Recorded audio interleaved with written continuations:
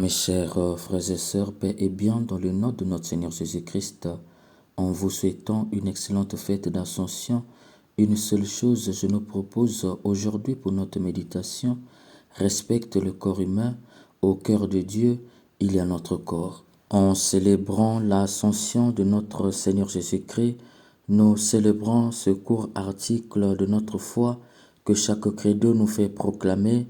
Accendi ad cielo, il est monté au ciel. Cette petite phrase condense et résume la foi et l'espérance des petits et des simples. L'ascension, ce n'est pas un phénomène à reléguer dans le passé, l'ascension c'est aujourd'hui et c'est pour nous. Jésus veut nous dire quelque chose aujourd'hui par son ascension au ciel. Dans l'évangile, Saint Luc nous dit, tandis qu'il les bénissait, Jésus se sépara d'eux et fut emporté au ciel. Ils se prosternaient devant lui, puis ils retournèrent à Jérusalem remplis de joie, et ils étaient sans cesse dans le temple à bénir. Mes chers frères et sœurs, il y a quelque chose d'anormal dans ces fragments. Les disciples sont en joie. Ils se retournèrent à Jérusalem remplis de joie. Voilà ce qui intrigue dans ces fragments. Cela donne l'impression que Jésus était une personne pénible, si bien que son départ engendre la joie, une absence qui fait réjouir. Or, chaque moment de séparation ou d'adieu est un moment douloureux, car chaque départ à long terme engendre la tristesse. Il n'y a qu'à voir les funérailles. Cependant, le départ de Jésus n'engendre pas la tristesse, mais la joie de la part de ses disciples. Est-ce leur joie vient du fait que Jésus était agaçant, puisque seul le départ d'un méchant agaçant engendre la joie? Bref, quel est le sens de cette joie des disciples? Le départ de Jésus engendre la joie parce qu'il est porteur de plusieurs messages de joie. D'abord, l'ascension, c'est Jésus à la fois absent et présent.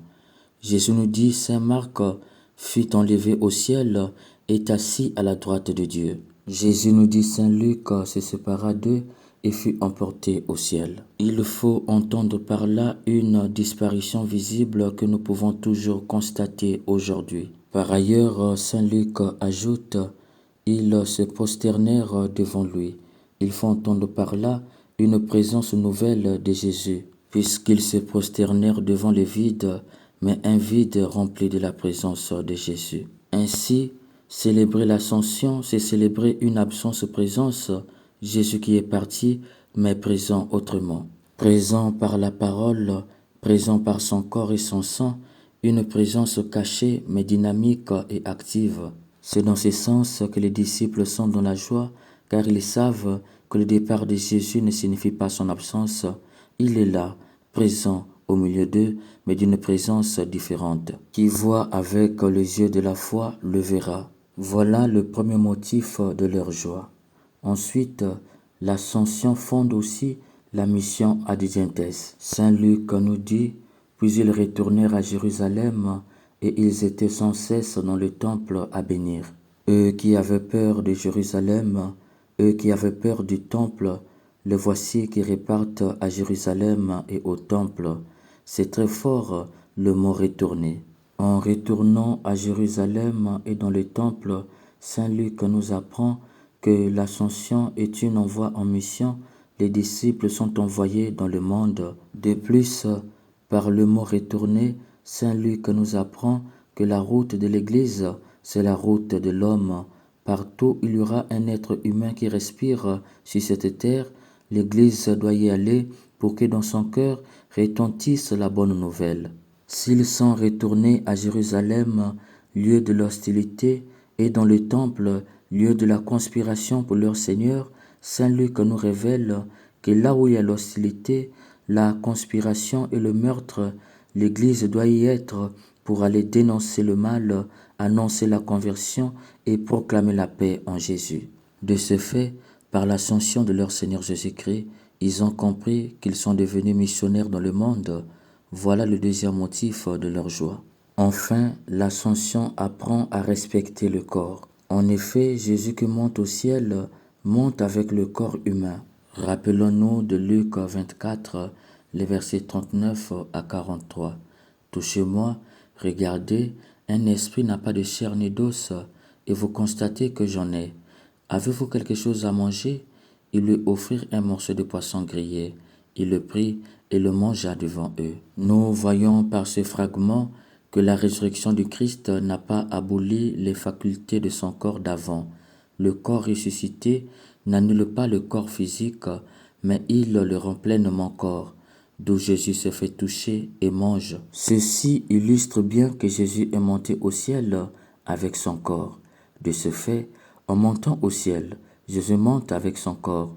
D'ailleurs, dans la première lecture tirée des Actes des Apôtres, Saint Luc nous dit, signalons que c'est Saint Luc qui en est l'auteur, Galiléen, pourquoi restez-vous là à regarder le ciel?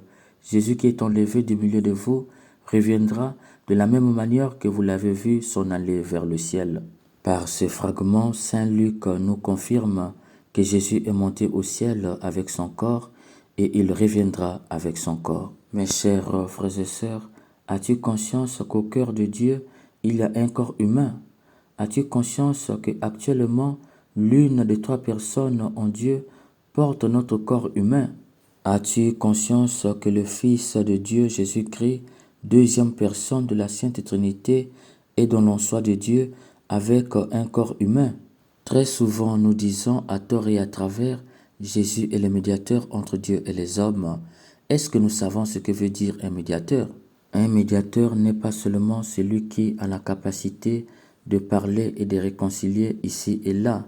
Un médiateur est d'abord celui qui porte quelque chose d'ici et de là-bas. En disant que Jésus est le seul médiateur entre Dieu et les hommes, nous affirmons par là qu'en Jésus, il y a Dieu et l'homme. Il y a en Jésus l'Esprit parce que Dieu est Esprit. Mais il y a aussi le corps puisque par la Vierge Marie, il a pris notre corps. De plus, dans le credo, nous disons, il a pris chair de la Vierge Marie. Il faut entendre par là, il a pris toute l'histoire de sa maman, avec seulement ses forces, puisque sa maman est Immaculée Conception.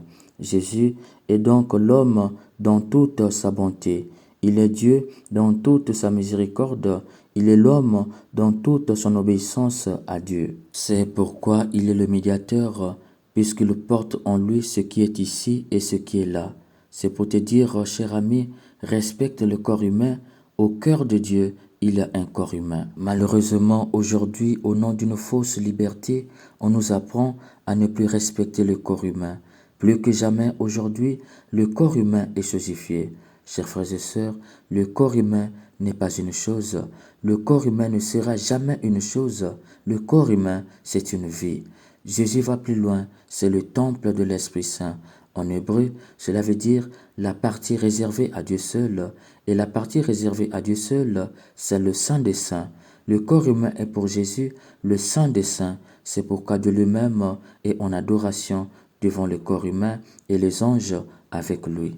Si le corps humain n'était pas important, s'il était une enveloppe, chers frères et sœurs, Jésus l'aurait abandonné comme une enveloppe, puis il allait retourner chez son Père. Et bien au contraire, Jésus est parti avec au ciel et il reviendra avec. Le corps humain est le chef-d'œuvre de toute la création. Il porte en lui toute la beauté de la création. Alors, pourquoi tu sogifies le corps? Pourquoi tu maltraites le corps? Au lieu de t'émerveiller devant la beauté du corps de ton semblable, toi, tu l'écrases, le méprises et le piétines. Tu n'accordes aucune dignité à un corps humain. De quelle espèce es-tu? Du diable. Car lui seul, depuis que Dieu avait créé l'homme avec un corps humain, il était rentré dans une colère noire qui lui valut d'être chassé du ciel. Toi, tu vois ton semblable qui porte un corps humain comme le tien, et là, tu le tues pour le trafic d'organes. Tu es devenu fou. Comment peux-tu transformer un corps humain à une marchandise? D'où viens-tu? Comment peux-tu être aussi cruel que Satan? Chers frères et sœurs, devant un corps humain, tout homme doit adopter l'attitude de Dieu, vénération et adoration. C'est scandaleux, vous allez me dire.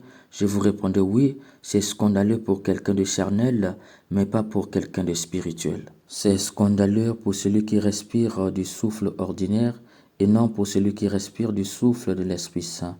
L'homme doit vénérer le corps humain parce que Dieu respecte le corps humain d'un respect profond, d'où Jésus descend pour lui laver les pieds. Il doit adorer le corps humain parce que Dieu a soufflé sur l'homme après l'avoir créé, confère le livre de la Genèse. Souffler, il faut entendre par là donner un baiser. Or, adorer signifie donner un baiser. De plus, Jésus donne son corps qui en mange devient Eucharistie, c'est-à-dire un avec Jésus.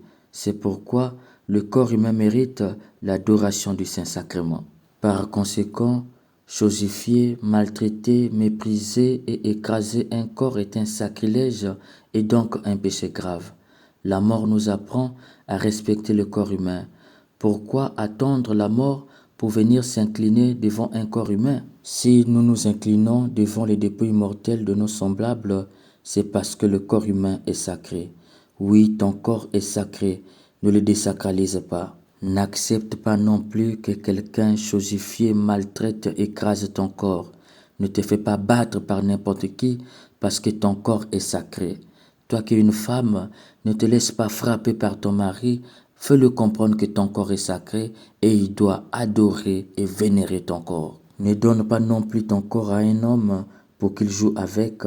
Sache et n'oublie jamais que tu lui donnes ta vie pour qu'il joue avec lorsque tu lui donnes ton corps. Car le corps n'est pas une chose à jouer, c'est une vie. On ne joue pas avec la vie. Rappelle-toi, dans le jardin d'Éden, Dieu avait sacrifié une vie pour fabriquer les habits afin de protéger le corps d'Adam et Ève. Si Dieu avait sacrifié la vie, c'est parce que le corps humain porte plus qu'une vie d'animaux. C'est pour te dire que tu n'as pas un corps, mais tu es un corps. Oui, ton corps c'est toi. Et comme le corps est une vie, alors de par ton corps, tu portes une vie. Ne joue jamais et ne permets jamais qu'on joue avec ton corps, car ce serait jouer avec ta vie. Un conseil en passant, l'habit protège le caractère sacré du corps. Ne suis pas la mode qui te déshabille. Autrement, tu désacralises ton corps. Pour preuve, tu n'attires pas. Ceux qui viennent vers toi, ce sont des pervers. Or, le corps attire des hommes de grandeur d'état et non de grandeur sociale.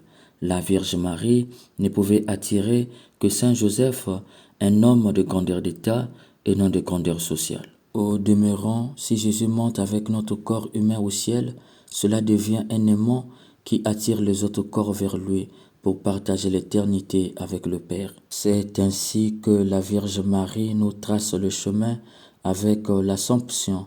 C'est pour te dire que tu es fait non pas pour l'Ascension comme le Christ, mais tu es fait pour l'Assomption comme la Vierge Marie.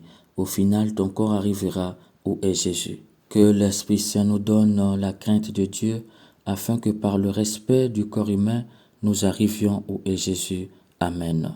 Chers amis, chers abonnés de ma page, je vous souhaite une très bonne fête de l'Ascension et que Dieu achève en chacun de vous ce qu'il a si saintement commencé. Fils du Dieu vivant, ouvre notre cœur pour mieux accueillir ta grâce et ta lumière.